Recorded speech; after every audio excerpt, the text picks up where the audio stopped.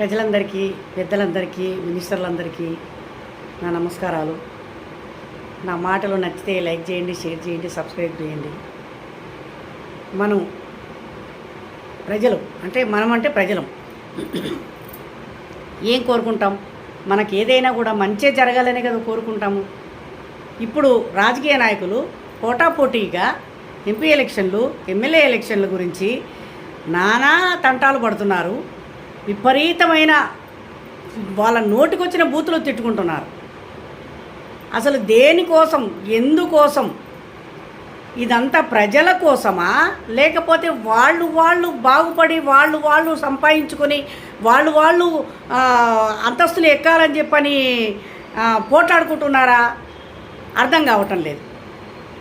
ప్రజల కోసం పోట్లాడండి బాబు, ప్రజల కోసం మంచి చేయడానికి ఆలోచించండి. Public main important. మీరు కొట్లాడుకొని మీరు పోట్లాడుకొని నేను ఇది చేశాను, నేను అది చేశాను, నువ్వు ఇది చేయలేదు, నువ్వు అది చేయలేదు, నువ్వు ఏం చేశావు, నేను పొడి చేశాను, నువ్వు పొడవలేదు. ఇవన్నీ అవసరమా రాజకీయ నాయకులకి? కేసీఆర్ కానీ, కేటీఆర్ గారి, హరీష్ రావు గారు కానీ, రేవంత్ రెడ్డి గారు కానీ, ఇంకెవరు బండి సంజయ్ గారు కానీ, కిషన్ రెడ్డి గారు కానీ, అటు చంద్రబాబు నాయుడు గారు కానీ, ఇటు పవన్ కళ్యాణ్ గారు కానీ, జగన్ గారు కానీ, ప్రతి ఒక్కరు కూడా ప్రజల గురించే మాట్లాడండి. మీరు ప్రజల గురించి కాకుండా మీ సొంత ప్రయోగాలు చేసుకుంటే దానివల్ల మీరు నష్టపోతారే తప్ప మీరు ఎట్టి పరిస్థితుల్లో లాభపడరు. జగన్ ఏం చేశాడు అనేది పబ్లిక్కి తెలుసు. చంద్రబాబు నాయుడు గారు ఏం చేశారనేది పబ్లిక్ తెలుసు. ఆంధ్రప్రదేశ్లో పవన్ కళ్యాణ్ గారు ఏం చేస్తారనేది కూడా పబ్లిక్ తెలుసు. తెలంగాణలో కేసీఆర్ ఏం చేశారు, కేటీఆర్ ఏం చేశారు, హరీష్ రావు గారు ఏం చేశారు, ఇప్పుడు రేవంత్ రెడ్డి గారు, వీళ్ళంతా మినిస్టర్లందరూ కలిసి బట్టి విక్రమార్కర్ కానీ ఇంకెవరన్నా కానీ వాళ్ళు ఏం చేస్తారనేది అని చెప్పని ఆలోచించాలి ప్రజల గురించి. కానీ మాకు మేమే దొరలము, మాకు మేమే పెద్ద మినిస్టర్లం అయిపోయామని మాట్లాడుకోవడం అనేది చాలా తప్పు. ఎట్టి పరిస్థితుల్లోనూ పబ్లిక్ గురించి ఆలోచించండి బాబు. పబ్లిక్కి మేలు చేయండి. నేను ఇది చేశాను, అది చేశానని చెప్పని కేసీఆర్ మాట్లాడతాడు. ఏం చేశాడు 10 సంవత్సరాల నుంచి? ఏం పొడిచాడు 10 సంవత్సరాల నుంచి? 10 సంవత్సరాలు పరిపాలించాడే. ఏం చేశాడు తెలంగాణకి? డబ్బులు సంపాదించుకున్నాడు, ప్రజలకు మాత్రం ఏమీ చేయలేదు. డబ్బులు ధనం సంపాదించుకున్నాడు ఆయన. కేసీఆర్ ఇది చేశాడు, అది చేశాడని చెప్పుకోవడానికి ప్రజల దగ్గర ఏమి ఆధారాలు ఉన్నాయి? ఏం చేశాడు? ఏమీ లేదు, ఏమీ చేయలేదు. ఇవన్నీ కూడా నోటికొచ్చింది మాట్లాడుకోవడం తప్ప అంతకు మించి జరిగేది ఏమీ లేదు. అక్కడ కూడా ఇప్పుడు ఆంధ్రప్రదేశ్లో పోటాపోటీగా ఎన్నికలు జరుగుతూ ఉన్నాయి, ప్రచారాలు జరుగుతూ ఉన్నాయి. రోజమ్మ మాట్లాడుతుంది పెద్ద పెద్ద మాటలు, విపరీతంగా అసలు నోటికి ఎంత వస్తే అంతే అన్నట్టుగా మాట్లాడుతున్నారు. అది కాదు, ప్రజల గురించి మాట్లాడి ప్రజలకి ఏం చెయ్యాలి, ప్రజలు గెలిచిన తర్వాత ఫ్యాక్టరీలు రావాలి, మార్ట్లు రావాలి, ప్రతి ఒక్క కంపెనీ రావాలి. ఎక్కడెక్కడి నుంచో కంపెనీలు తీసుకొచ్చి పెట్టి హైదరాబాద్ని ఎట్లా ఇంప్రూవ్మెంట్ చేశాడు చంద్రబాబు నాయుడు, అదేవిధంగా ఆంధ్రప్రదేశ్లో కూడా జరుగుతుంది, జరిగిపోతుంది, జరుగుతుంది కూడా 100%. ఇది జగన్ గారు వచ్చారంటే మాత్రం మళ్ళీ ఆఖరికి మన నోట్లో చిప్పనే ఏమీ ఉండదు. చుట్టలు కాల్చుకుంటూ ముసలోళ్ళు పంచలకు కూర్చోవాలి, ఆడవాళ్ళు అదేంది చింగులు చెక్కుకొని నడుముకి కొంగు చెక్కుకొని వ్యవసాయాల పనికి, కూలి పనికి పోవాల్సిందే తప్ప వేరేది ఏమీ జరగదు. దయచేసి ప్రజలారా మీరందరూ కూడా గమనించి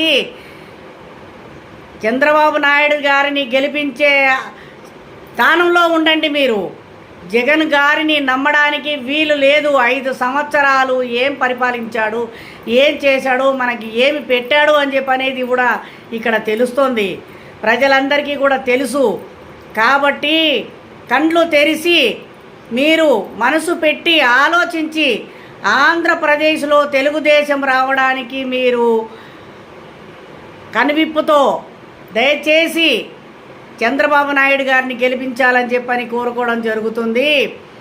నానా అభ్యోత్సం చేశాడు, వాలంటీర్లని అదని ఇదని, ఎవరికి ఏం చేశాడు, ఎవరికి ఏమీ చేయలేదు. ఉన్న ఇళ్ళు కూలగొట్టేశాడు, ఎవరికి ఇళ్ళు కట్టియలేదు, నీళ్లు లేవు, రోడ్లు సరిగా లేవు, ప్రతి ఒక్కటి కూడా బీభత్సవమే. అది ప్రతి ఒక్కరికి తెలుసు. కాకపోతే వెనకాల జనాలు డబ్బులు ఇస్తే బ్రహ్మరథం పడతారు, దాందేముంది. డబ్బుకు లోహం దాసోహం అని చెప్పని ఊరికినే అన్నారా పెద్దలు. డబ్బులు ఇస్తే ఎటువంటి వాడైనా కూడా పైనుంచి కిందికి దిగి వస్తాడు, అది ప్రతి ఒక్కరికి తెలిసిన విషయమే.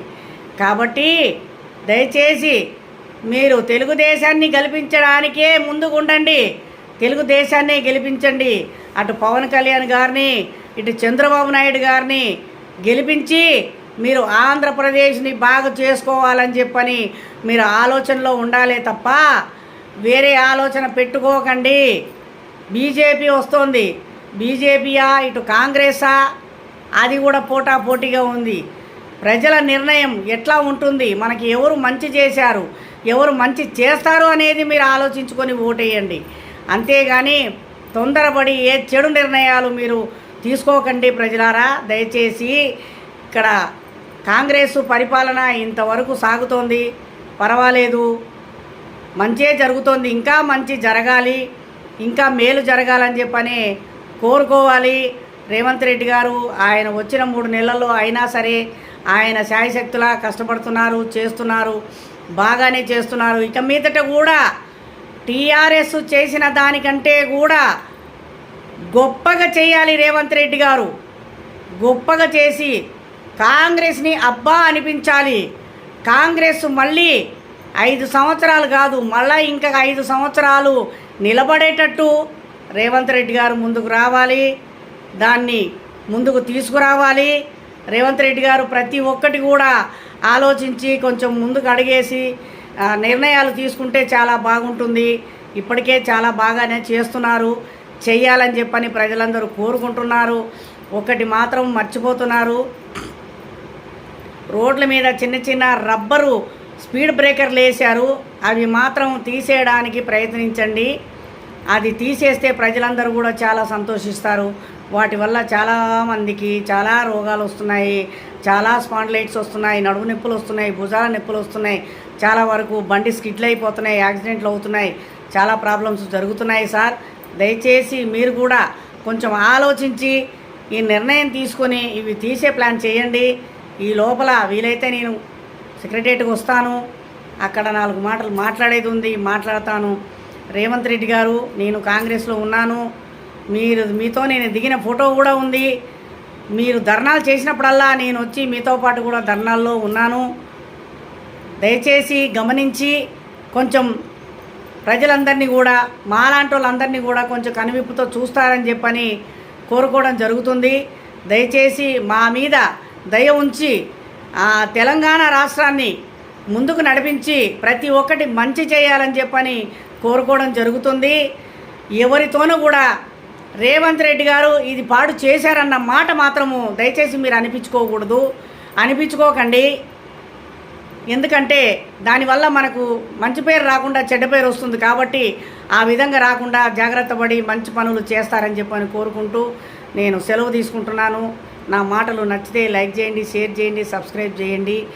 జై హింద్. ఉంటాను.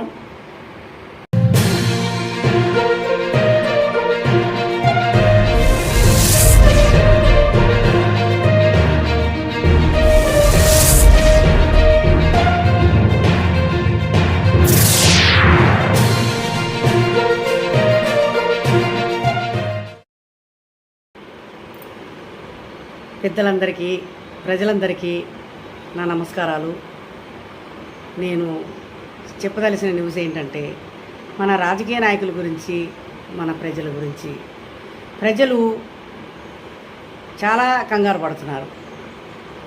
మాకు రైతు బంధు పథకం రాలేదు అని, నెక్స్ట్ 500 రూపాయల సిలిండరు ఇంకా ఇంతవరకు మాకు ఇవ్వలేదని,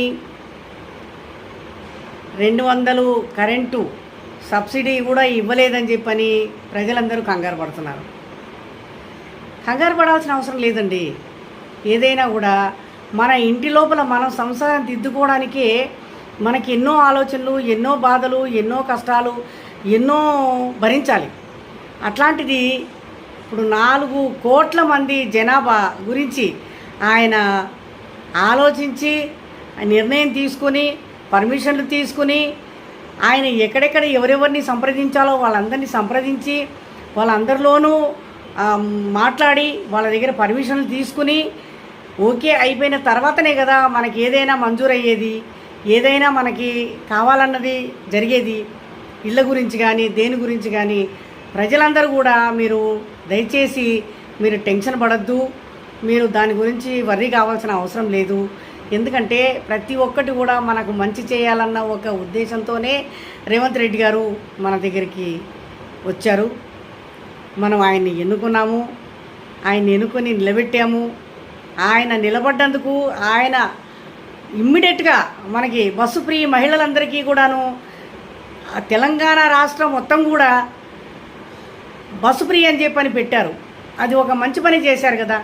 దాని గురించి మనం ఎంత సంతోషించాలి, దాని గురించి మనము ఎంత గౌరవించాలో అంత గౌరవిస్తున్నాము. దాన్ని బట్టి ఇది కూడా గౌరవించాలి. ఆయన మీద బాధ్యత ఉంది, బాధ్యత ఉండబట్టే ఆయన ప్రతి ఒక్కటి కూడా ప్రజల గురించే ఆలోచిస్తున్నారు, ప్రజల గురించే చెయ్యాలని చెప్పని అనుకుంటున్నారు. చేస్తారు కూడా, 100% చేస్తారు. అది కన్ఫర్మ్. ఎందుకంటే కేసీఆర్ గారు ఇంతకుముందు చెప్పిన మాటలు కొన్ని నిలబెట్టుకున్నారు, కొన్ని నిలబెట్టుకోలేదు.